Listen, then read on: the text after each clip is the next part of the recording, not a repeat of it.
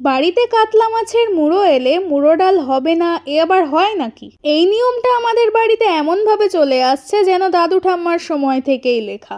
আর মুড়ো ডাল মানেই সঙ্গে থাকবে রকমারি ভাজা আর পাঁপড়, একদম জমজমাট এক প্লেট।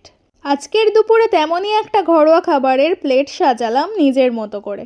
যতই বিরিয়ানি বা চাইনিজ পছন্দ হোক না কেন, এই রকম এক প্লেট খেলে মনে হয় এই তো আসল সুখ। এবার বলি প্লেটে কি কি ছিল। ছিল সাদা ভাত, কাতলা মাছের মুড়ো দিয়ে বানানো মুড়ো ডাল, বেগুনি, আলু ভাজা, আর ছিল বারাসাত থেকে কিনে আনা ক্রিস্পি পাঁপড়। বিরিয়ানি যতই খাই না কেন, এমন এক প্লেট মুড়ো ডাল আর ভাত খেলে যে শান্তি পায় তার কোনো তুলনা হয় না। বিশেষ করে মুড়ো ডালে যে কাঁটাগুলো থাকে ওইগুলো যদি না খাও তাহলে তো 50% টেস্ট লস। এইরকম ঘরোয়া খাবার খেলে পেট মন দুটোই খুশ। আরও বেশি সুস্বাদু লাগবে যখন ওটা তুমি হাত দিয়ে মেখে খাবে।